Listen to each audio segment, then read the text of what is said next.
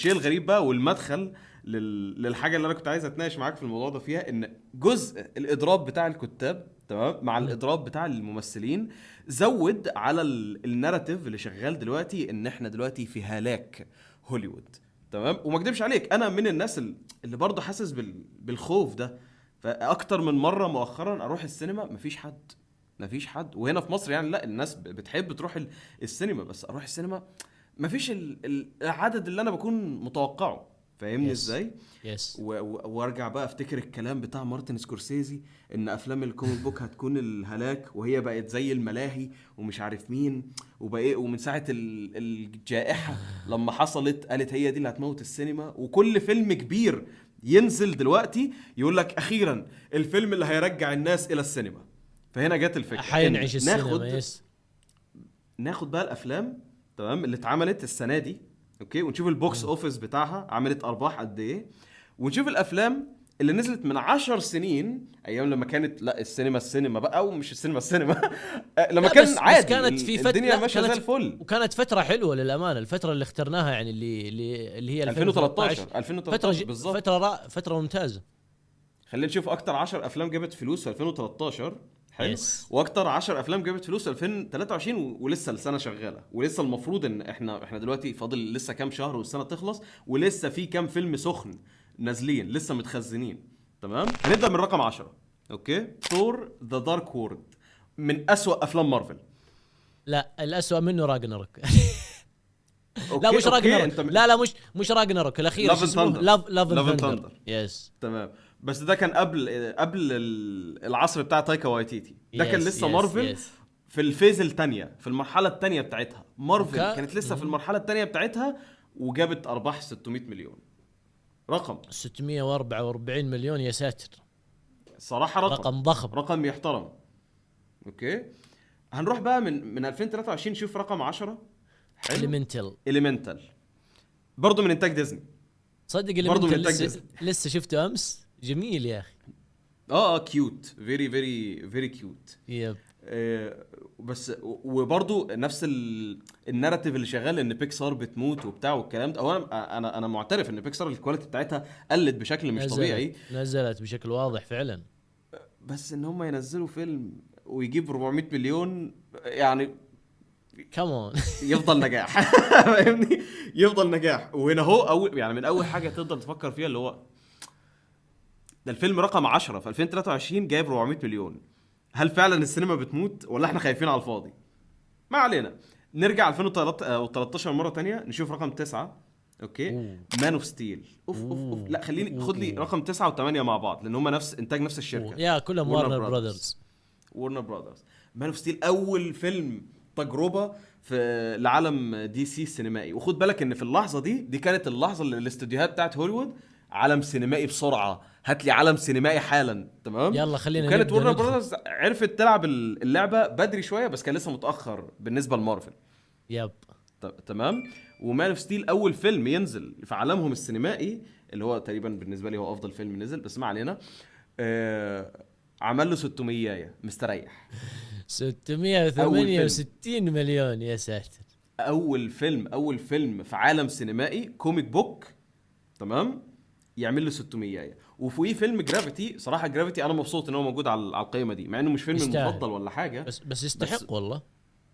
فيلم اوريجينال تمام يس. اوكي جميل جدا. والكاست فيه مش واسع ولا حاجه، لا هي ساندرا بوليك وجورج كلوني كان بيسلم على حتى جورج كلوني خلص كده بسرعه. بالظبط، قعد 5 دقايق بعد كده مشي. والكلب والراجل الصيني. تحياتي جدا. 2023 عندنا انت مان اند ذا واسب كوانتومينيا. بالرغم من انه اسوأ افلام انت مان، يا اخي انا قاهرني توجه مارفل في الكوميديا اللي بدأوا يفقدوا السيطرة عليه. تعرف زمان مارفل كانت بتقدم كوميديا حلوة مع شوية اكشن، كوميديا حلوة. الحين لا، الموضوع بدأ يتحول لسخافة. ومع ذلك جاب 476 مليون دولار ربحان. سينما ما ماتت باقي. في المركز الثامن ميشن امبوسيبل اللي هو ديد روكينينج صح؟ راكنينج يب وجاب 524 مليون. مع اني كنت متوقع صراحه الميشن امبوسيبل رقم اكثر من كذا صدقا يعني لما تتكلم عن سلسله ميشن امبوسيبل. ولكن ترى هنا حرفيا وقت عرض ميشن امبوسيبل كان فيه تقريبا تقاطع مع الرايتر سترايك. لا مع الرايتر سترايك كمان. اوكي فهمت. لانه وقتها لما جاء توم كروز بيسوق لميشن امبوسيبل، اعتقد ماني عارف التوقيت بالضبط، نادته النقابه وقالت له نبغاك وسيط، انت حتكون وسيط ما بين النقابه وما بين السترايك. فلو تعرف، اظنك عارف دي المعلومه، انه اي شخص بيشارك في السترايك ممنوع يروج لاعماله، ممنوع تبع اي حد تبع ساج افترا ما ينفعش. فتوم كروز اتوقع انه تورط وغير كذا زي ما انت قلت برضو تعارض مع اوبنهايمر وباربي اللي عاملين شغل ومسوين شو ضاربه كانت. ومع ذلك برضو لو كان الفيلم ده نزل في 2013 كان يجيب فلوس اكتر. صدقني انا اعتقد ما يقل عن 700 مليون اقل شيء. بس تعرف ايه الحاجه الغريبه في الموضوع ده كله؟ ان ده الجزء السابع. ده الجزء السابع من سلسله وفي سنه 2023، السنه اللي المفروض السينما ما بقتش زي الاول. بس برضه عمل له 500 محترمه. 524 مليون. جميل جدا. خلينا بقى معلش ناخد فيلم من السنه دي من 2023 ونعمل العكس بقى. تمام. The Little Mermaid. شوف انا ما تابعت الفيلم صدقا الى الان. اوكي. ولكن الفيلم ذا ترى عمل ضجة كبيرة اول ما نزل التريلر تبعه. لانه الليتل ميرميد الاصلية يعني والله اني اخجل اتكلم بالاسلوب ذا، بس كانت يعني من بشرتها بيضاء وشعرها احمر. صفات المرأة البيضاء يعني في قاموس الغرب. فلما نزل وعمل الضجة ذيك جابوا الممثلة السمراء وهي اتوقع انها مغنية في نفس الوقت، انقلبت الدنيا. انت كيف يا ديزني تقحم الاجندة والتنوع العرقي في عمل لا يتطلب اصلا انك تسوي ذا الشيء؟ وهاتك يا ديسلايكات، الظاهر مليون ديسلايك اخذ التريلر، شيء مرعب. انا فاكر التريلر واخد ديسلايكات كثير جدا. ومع ذلك صار في حملة مضادة من مين؟ من الناس اللي هم الافريكان امريكان. حنروح نشوف الفيلم وحنرفع تقييماته و بالنسبه لي اي دونت كير، اروح اشوف الفيلم، اعجبني حقيمه كويس، ما عجبني حاعطيه التقييم اللي يستحقه، ما يهمني صراحه اي شيء طالما انه الشيء ما هو هيستوريكال، ما هو حاجه تاريخيه. جميل، مش قاعد يتلاعب فيه. ودي وجهه نظري. دي وجهه نظري في الموضوع، لان في النهايه هي قصه خياليه عن بنت سمكه، فهتفرق ايه بالموضوع؟ فاهمني؟ انت قصه خياليه عن بنت سمكه، هي الممثله كويسه بتعرف تغني، بس ده كل المطلوب. خلاص بالضبط. الجدل اللي طلع على ذا ليتل ميرميد ده كان جدل صح، انا ما كنتش فاهمه ولا كان ليه اي لازمه. يعني ده الجدل الغلط، مش ده الفيلم اللي انت تزعل علشانه. يعني انا لو جيت القضيه بتاعتها، لو جيت قلت لي حنعمل فيلم لابراهام لينكولن وحنجيب واحد افريقي، بقول لك لا غلط، معليش. بالضبط. انت قاعد تتلاعب بالتاريخ، نفس اللي صار مع المسلسل تبع نتفليكس حق كليوباترا اتوقع. بالضبط. جايبين يا عم انت قاعد تلعب بالتاريخ، انت مش قاعد تدعم التنوع العرقي. انا ما عندي بالزبط. مشكله في التنوع العرقي، عادي سويه في اي شيء. وعلى فكره انا شايف ان النموذج بتاع ذا ليتل ميرميد، احنا رحنا دلوقتي دخلنا على جنب كده، بس خلينا نختم النقاش ده ما دام فتحناه. النموذج انا شايفه بتاع ذا ليتل ميرميد هو ينفع وبكل عداله يتقال ان هو نموذج ان افضل شخص للشغلانه. لان انا شفت ذا ليتل ميرميد والحق يقال، الممثله هي من ناحيه بتغني، لا هي بتغني، لا يعني الغنى واضح، البتاع متعوب عليه، يعني في تعب حلو. كفيلم كامل بقى هو فيلم سيء جدا. يا ساتر. هو سيء بشكل مش طبيعي. ولكن ده برضه عشان عندي كره مش طبيعي للافلام الريميكس بتاعه ديزني. تمام. وده يعتبر الفيلم كام الريميك بتاع ديزني، وكل افلام ديزني الريميكس زباله. تمام. انا اسف في الجمله دي ان انا اتحمست في ليه نفس ترى نفس كلامي بقوله انا، يعني في كل مره بينزل فيلم معاد، يعني حتى باز لايتير اللي سووا منه نسخه مختلفه كذا، بدل ما يكون توي لا صار قصه حقيقيه عن هيومن وكذا، فشلوا فيه، فشل ذريع فيه. exactly. الحاجه الغريبه بقى ان بعد كل فشلهم طول السنين دي، لما نزل ذا ليتل ميرميد برضو داخله في 600 اهو. 560. ياب 567. وقلت لك يعني اتوقع برضو احد الاسباب اللي هو الحمله اللي صارت عليه المضاده والحمله اللي، ومع ذلك ترى الناس انبسطت وتابعت الفيلم ومشي وراحت الحال وكل الفيلم حاجه. برضه. يا 567. في نرجع المقابل بقى 2013. ايوه تمام. 7 مونسترز يونيفرسيتي. برضو ديزني. برضه ديزني ما شاء الله. يس ديزني هنا وديزني هنا محافظين على التاريخ. وخد بالك ان ده سيكوال، ده جزء تاني. يس مش الجزء ده الاول. مش سيكوال، بريكوال لفيلم مونسترز. ياب اللي هو جاب ماضيهم يوم كانوا في الجامعه ويوم كانوا يدرسوا كذا. يعني اوكي منطقي جدا فيلم زي ده مبني على لور قديم يعمل له 700. انا عاجبني ان احنا قاعدين في الفيديو ده بنتكلم 700 مليون تمام. 600 مليون وقاعدين بنحكم كده اهو براحتنا اللي هو الفيلم ده فشل عمل 500 مليون بس. لا يا راجل. لا هو في المقارنه يعني لما تقارنها بالسنوات يعني يعتبر، شوف انا اتكلم اللي يعتبر مش فشل بس يعتبر شيء غير متوقع. والله ميشن امبوسيبل لو بترجع في تاريخ ميشن امبوسيبل ارقام كبيره مقارنه، يعني 500 مليون دي تصير كلام فاضي قدامهم. بس تكلمنا على اسباب. مونستر عمل 743 مليون في 2013. متوقع لسيكوال لان دايما الاجزاء التانية سواء بقى كان بريكوال ولا سيكوال دايما بتأدي جامد تمام. فانا متوقع ان هو يعمل كمية الفلوس دي. وغير كذا مونستر شعبية عجيبة ترى. بالظبط. وبالنسبة للكلام على الأجزاء التانية معلش ممكن تشوف لي رقم 6 هنا. رقم 6 هنا فيلم عظيم. أنا لو بيدي أضرب الرقم ذا في 2. اوبنهايمر في المركز السادس. لا استنى. اوكي انت رحت الناحية التانية. ماشي اوكي انا كنت عايزك تقول في 2013. انا قلت لك 2023. اوكي مفيش مشكله عادي زي ما احنا. اوكي رقم 6 في 2023 السنه اللي احنا فيها. اوبنهايمر عمل له 600 جامد جدا وهو لسه موجود في السينما تمام. يس وخد بالك ان الناس دلوقتي انا عايز اقول النقطه دي وعايز اخد تعليقك عليها. حلو. في دلوقتي طالع الناراتيف ان باربي نزل قدام اوبنهايمر وباربي فايز نوعا ما من ناحيه البوكس اوفيس والفلوس عشان باربي بيعمل فلوس اكتر. حلو. بس في نقطه، اوبنهايمر ما كانش عنده النوافذ بتاعه العرض زي باربي. ركز معايا، باربي مدة الفيلم اقصر، اذن في اليوم الواحد انت تقدر تعرض فيلم باربي اكتر من مرة، بينما اوبنهايمر فيلم طويل ففي اليوم الواحد انت ممكن تعرض اوبنهايمر 3 مرات بس في السينما، بينما باربي انت ممكن تعرضه 5 مرات.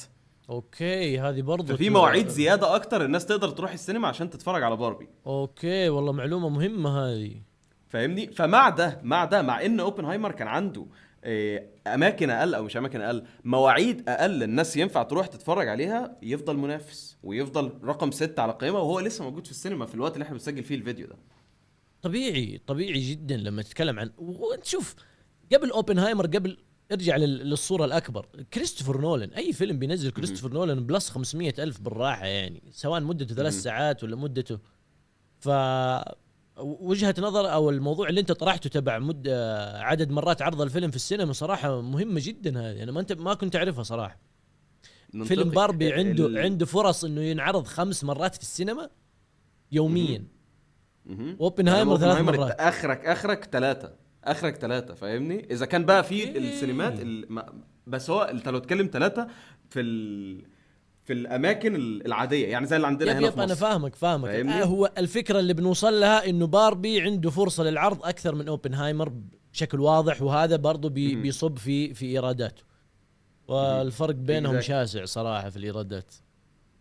بس عامه كده انت اكيد باربي هيكون ليها ابيل اكتر وجمهور اكتر من والله شوف ماديا كنت متوقعها بالراحه. يعني اول شيء قليلين جدا الجمهور اللي اصلا يعني يدور على فيلم يعني مدته طويله، وقليلين الجمهور جدا اللي يدورون على فيلم فيه حوارات وفيه هيستوريكال. انا اعرف ناس كثير وصيتهم على فيلم اوبنهايمر يقول لي مشيت في نص الفيلم، طبيعي عادي. وفي ناس تقول لي ايش رايك في فيلم باربي؟ والله انا خرجت مبسوط من السينما، عادي. انا بشوف انه طبيعي. موضوع انه باربي يفوز انا شفت انه متوقع صدقا يعني. alright معلش بقى عشان ايه نرجع بقى للحاجه الاهم في الليله دي كلها. وايوه انا قلت الحاجه الاهم. معلش يقول لي رقم 6 في 2013. رقم رقم 6 في 2013 فيلم فاست اند فيوريوس الجزء السادس، واللي جاب 788 اكتر من اوبنهايمر. 800 مليون.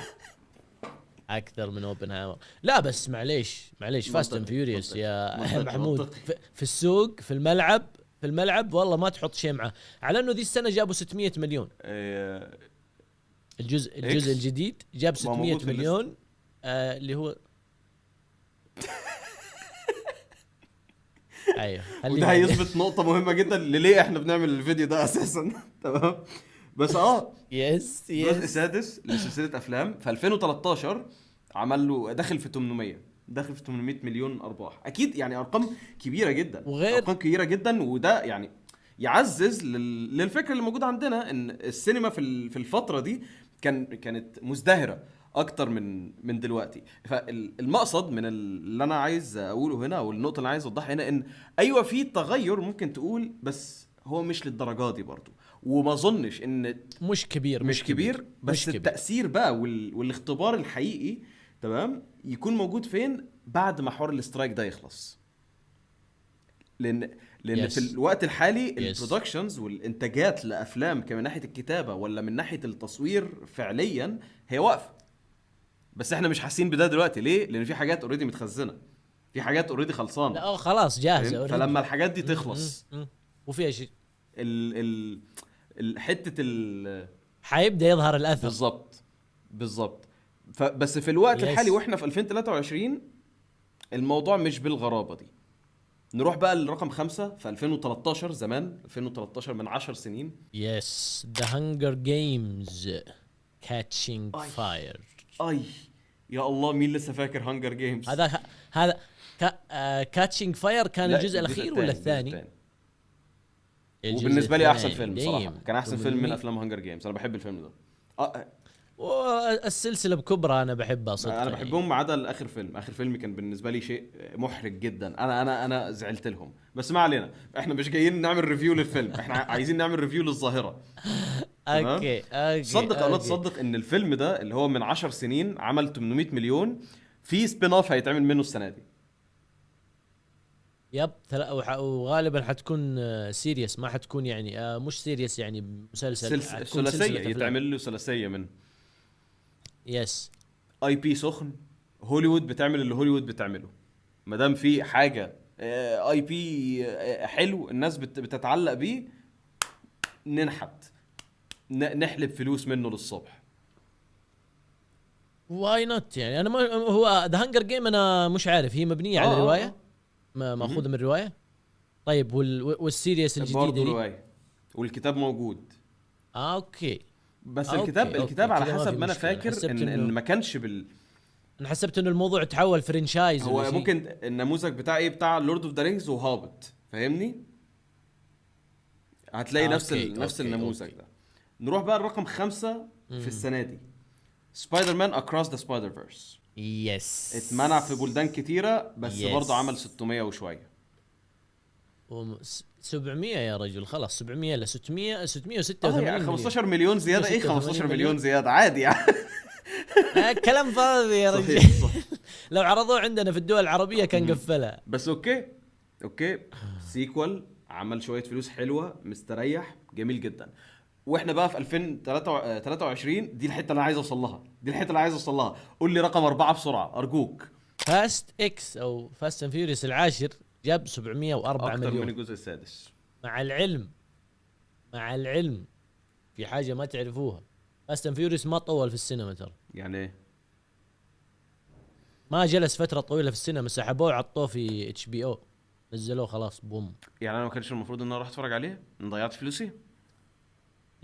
لا يعني ما طول. تعرف انت الحين لما زي سبايدر مان اكروس ذا سبايدر فيرس جلس فتره في السينما بيطبخ فلوس. انا ممنوع عندي. متى حشوفه؟ ما حشوفه، حنتظر لين ينزل بلوراي.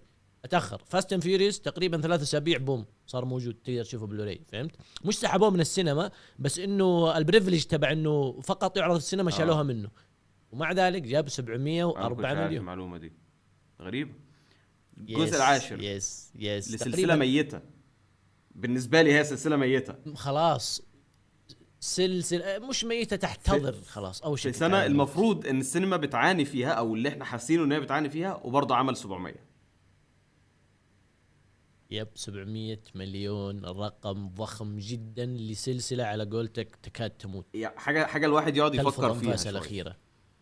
مقارنه فاست اند فيوريوس اللي في 2013 جاب 788، بس كان ترتيبه السادس، هذا ترتيبه الرابع. احنا لو بننظر للموضوع كذا في مقارنه ما بين الجدولين، اقل فيلم في هذه السنه جاب 400 مليون، اقل فيلم في 2013 644 مليون. بس لسه البلوت تويست جايه. في البلوت تويست جاي في الطريق. البلوت تويست أيوة. جاي في الطريق. خليكم معانا كملوا تمام. أيوة. anyway بحوار السيكوالز والاجزاء التانية هنرجع دلوقتي ل 2013. ومعلش معايا كده، عايزين نبص مع بعضينا في الليسته كامله ونشوف كام فيلم من الافلام دي سيكوالز، اجزاء تانية أوكي. او جزء من عالم سينمائي. تمام. من عالم 1 يس 2 3 4 5 6 7 افلام في 2013 كانت اجزاء تانية او جزء من عالم سينمائي او اي بي معروف. ايا كان. مقارنة ب 2023 1 2 3 2 3 4 5 فقط 5. وربما يا اخي هل ممكن النتائج لسه بدري عليها تظهر؟ مش عارف بس دي حاجة الواحد يفكر فيها. نتائج فكرة انت هتعمل فيلم جزء تاني او فيلم من عالم established او اي بي سخن، ده زي تيكت مضمون في هوليوود ان هو يجيب لك فلوس. يب بالضبط، بس نزل حتى لو كان سيء حيجيب لك فلوس. ومثال على الاجزاء دي، بس صراحه هو مش المفروض ان انا اقول مثال عليه لان انا بحب الفيلم ده صراحه، ليه سوفت سبوت في قلبي. في سنه 2013 ذا هوبيت ذا ديسوليشن اوف سموك، الجزء الثاني للريميك بتاع افلام ذا هوبيت. اللي كان فيه الظهور الاول للدراجون صح؟ هو الفيلم بتاع سموج كامل. تمام. اتس ا دوب فيلم كان داخل على المليار. اوكي تحياتي، عمل اللي عليه، واخد رقم 4 بجدارة مقارنة برقم 4 بتاع السنة دي اللي هو فاست اكس اللي احنا اتكلمنا عليه. بس معلش هنرجع بقى على 2023 وناخد رقم 3 ونروح التوب 3 بقى. دلوقتي احنا داخلين على البيج ماني. اوكي خلاص قاعدين نضرب فوق almost بليون. وديزني راجعه تلعب تاني برضو. ديزني جارديانز اوف ذا جالاكسي الجزء الثالث سيكوال يعني فلوس. دي مضمونه. في سنه ميته انتهى. ميته عمل 850. انا صراحه يعني الحق يقال ان لو كان الفيلم ده نزل في الميعاد اللي كان المفروض ينزل فيه، تمام، اللي هو مثلا على سنه 2020 ولا 2021 وبتاع، قبل ما يحصل كل الليله دي كلها، كان هيعمل اكتر. كان واضح ان هو هيعمل اكتر. بس برضو ومع ذلك يعني جارديان اوف ذا جالاكسي ترى يعني اتوقع انه جاء في فتره الناس كانت زعلانه من مارفل، زعلانه من افلام مارفل، وماخذين بخاطرهم على انت مان، وماخذين على المسلسلات تبعهم التعبانه دي اللي قاعدين ينزلوها. مع ذلك 845 مليون. يا ساتر، ده سوق حلو، ده سوق حي. يا عم ايش في احلى؟ متاكدين انه ذا سوق يا جماعه؟ مارتن سكورسيزي لوك ات مي كم مان. بس ده بيحزن صراحه لما تبص على 2013 وتفتكر ان ديسبيكابل مي كان داخل على مليار دولار. 970 وديسبيكابل مي الثاني. بس تصدق ديسبيكابل مي صار زي الظاهره يعني الشخصيات ذوليك المينيونز هذوليك شعبيتهم شويه وتصير زي شعبيه ميكي ماوس.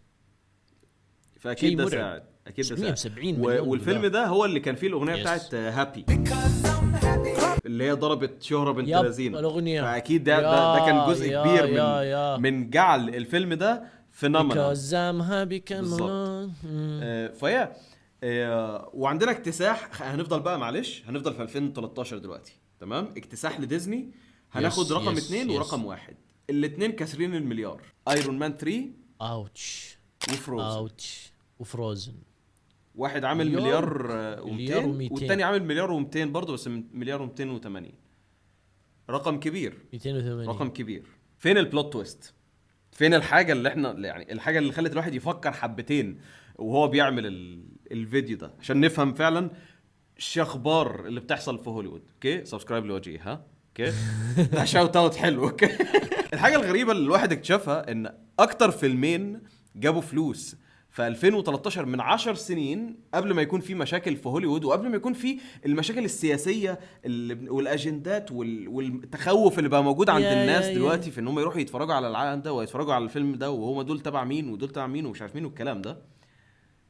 الافلام اللي نزلت السنه دي اول فيلمين اولموست عاملين نفس كميه الفلوس بل اكتر. باربي عمل أكثر. مليار و200 وهو لسه موجود في السينما، يعني هيعمل اكتر، هيعدي ديسبيكابل مي. في 3 أسابيع تقريبا او 4 أسابيع هيعدي تمام، بل ممكن يعدي هيعدي. فروزن كمان. اوكي يعدي فروزن بالراحه. حلو. حيعدي بالراحه. وسوبر ماريو عمل فلوس السنه دي اكتر من كل الافلام في 2013. explain that. I wish I could. في السنه اللي فيها الرايتر سترايك، في السنه اللي الصناعه عامه كامله مشحونه سياسيا بشكل غريب، بشكل عمرك ما حسيته قبل كده. كل دلوقتي ما فيلم ينزل بينزل بالجدال بتاعه، كل ما فيلم بينزل وانت مش عارف طب الفيلم ده هنغطيه، الفيلم ده هيتمنع، الفيلم ده عليه كلام، في مشاكل سياسيه ما بين الحزب ده والحزب ده في امريكا وكله كاره هوليوود. الناس بتبتدي تشتغل السينما، مارتن سكورسيزي بيقول لك الموت بتاع السينما وكل الافلام بقت ملاهي. والافلام بتاعت السنه دي عملت فلوس اكتر من 2013. 2013 فعلا. ولسه ترى لسه احنا ما خلص ولسه في كم فيلم سخن جايين في الطريق. احنا لما نتكلم عن 2013 نتكلم عن سنه تقريبا خلاص وقفت تسجيل ايرادات. اذا في تسجيل ايرادات بيكون مبلغ تافه. بس 2023 ترى لسه قاعدين يشتغلوا الشباب دول باقي، يعني في امل انهم يصعدوا اكثر من كذا، او ممكن يجي فيلم يدخل القائمه كمان. بس اتوقع يا محمود، اتوقع والله اعلم انه الناس مش فارقه معاه. سترايك مش سترايك، مشاكل هوليوود، مشاكل سياسيه، حروح اشوف الفيلم وحنبسط في السينما. لما اتكلم عن ذا سوبر ماريو براذرز، يعني انت تتكلم عن حاجه، عن ظاهره. متى اخر مره شفت فيلم لسوبر ماريو اصلا؟ مفيش غير الواحد القديم جدا ده، قديم وفوضوي. الفيلم ذا لا جايب فتره حلوه، وبيستهدف مين ما يعرف سوبر ماريو. كل جيمر في ذي الحياه يا رجل، امي الله يحفظها اللي ما تعرف شيء عن الافلام ولا المسلسلات وهذا، لو وريها صوره سوبر ماريو قالت مش ده اللي كان بينطنط فبالعكس. تخيل السؤال، لو انه ما كان فيه المشاكل دي كم كان بيجيب سوبر ماريو؟ بالضبط. يعني لو كان سوبر ماريو نزل بنفس الفيلم، نفس الكاست، نفس الاداء وكل حاجه، بس في 2013 هل كان هيجيب فلوس اكتر؟ I don't think so. انا ما اظنش كده. I don't know. ما اظنش كده، لان انا ما اظنش ان الموضوع ليه دعوه بالاي بي في الحاله دي. ليه لان افاتار نزل السنه اللي فاتت على فكره، وبرضه الناس نزلت راحت اتفرجت على افاتار. يس وجاب فوق المليار، جاب فوق ال2 مليار. الموضوع غريب، لان هو انت عايز تفكر فيه على انه بس الاي بي وبس. لو فيلم عدل لمخرج عدل فالناس مستعده انها تنزل تروح السينما، تمام. بس الداتا دلوقتي، المعلومات اللي قدامنا بتقول ان مش هي دي الحاله قوي، ان لا لسه الناس بتنزل تروح السينما عادي. فليه التخوف ده طالع؟ ومع وجود منصات رقميه. انت عارف قبل ما نبدا تصوير انا كنت حاط حجه في دماغي. كان عندي حجه انه في منصات رقميه ممكن ندافع فيها عن قله ارباح الافلام ذي، بس ما فيش قله اصلا ادافع فيها عن ايش. يعني انت تخيل تتكلم عن سنه 2023، تتكلم عن وجود نتفليكس، HBO، امازون برايم، ايش كمان المنصات الثانيه، هولو، ديزني بلس، مليان منصات. يعني حرفيا فرصة انك تروح للسينما صارت اقل. مش لازم اروح السينما، وانا شخص من الاشخاص اللي ما اروح السينما الا في الافلام الهيت صراحة، الافلام اللي انا منتظرها. ومع ذلك يا ساتر يا الفلوس، سوبر ماريو $1,355 مليون. تكلم عن فيلم مقتبس من لعبة. جاب المبلغ وخد بالك الضخم ان ده. المنصات دي كلها، وباربي. كل منصات الاستريمينج دول ما كانوش موجودين في 2013. يعني السينما ما كانتش بتتنافس مع حاجه في 2013. بالضبط الدنيا شغاله. ممكن الموضوع له علاقه بالسوشيال ميديا، اعتقد السوشيال ميديا وتاثير السوشيال ميديا. يعني لما نرجع ل 2013 انا جالس احاول افتكر في 2013 ايش كان وضعي في السوشيال ميديا. ايش كان وضعنا في السوشيال ميديا؟ ما كان يعني ما تحس انه اثر الاشياء او اثر الاحداث او الاخبار مش بنفس الزخم اللي بيصير الحين في السنه دي. الحين لو مثلا صارت مشكله في الصين الكل بيتكلم عنها في السوشيال ميديا. فيلم باربي جزء كبير من التسويق اللي حصل عليه والله مش عن طريق اعلاناته في التلفزيون ولا بوستراته في الشوارع، كله عن طريق السوشيال ميديا وعن طريق شخبار هوليوود. لايك سبسكرايب. ايش اللي خلى باربي اصلا يدخل؟ وانا صراحه اشكر المخرجه على جرأتها انها نزلت الفيلم في نفس موعد اوبنهايمر. اختاروا الوقت ذا. انا كنت اتوقع انه لا، تفكير سيء، لا طلعت خبيثه شيطان. اختارت وقت خبيث وتخلي الفيلم ينزل فيه مع فيلم كبير زي كذا، ومع ذلك جاب 1,200,000,000. فتوقع السوشيال ميديا واثر السوشيال ميديا له دور في 2013. انا يا دوب كان عندي شويه اصحاب في تويتر بسولف معاهم عن الافلام وعن هذا طب ما كان في التسويق اللي مركزين عليه الشركات. برضو فيلم باربي بيعملوا له صفحه على تويتر وبيعملوا له فيريفايد تشيك، بتشوفهم بيسوقوا له، بيسووا حملات. فاتوقع التسويق والسوشيال ميديا لها دور كبير في الارقام اللي قاعدين نشوفها في السنه هذه. لو بنحطها مقابل المشاكل اللي صارت، لو المشاكل دي صارت بدون وجود سوشيال ميديا برضو حيصير في عكس كمان.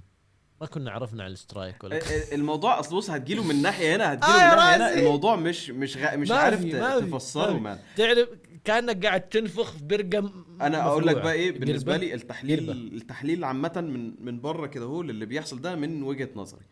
انا من وجهه نظري ان كتير من الضجه اللي بتحصل على اي فيلم او اللي بتحصل في العالم دلوقتي بتاع السينما وصناعه الافلام، وان السينما بتموت او في مشاكل في السينما او المنصات هتقتل السينما والكلام ده كلام بيطلع من سلبي، من لاود ماينورتي. يعني هم ناس اقليه جدا اللي بيعتقدوا الشيء ده، تمام، وناس اقليه جدا اللي بيتاثروا بالشيء ده، ولكن هم عاليين، صوتهم عالي، وصوتهم ده بيوصل للناس اللي عندها شغف لهذا المجال عامة. بس بالنسبة للشخص الكاجوال ان هو ينزل يروح السينما في 2023 هو زي بالظبط انه ينزل يروح السينما في 2013، لان هو بس كاجوال. انا شفت فيلم مثير للاهتمام قدامي، انا اروح اتفرج عليه في السينما. ودول هم الماجوريتي، ودول هم الناس اللي بيعملوا الاكشوال ماني.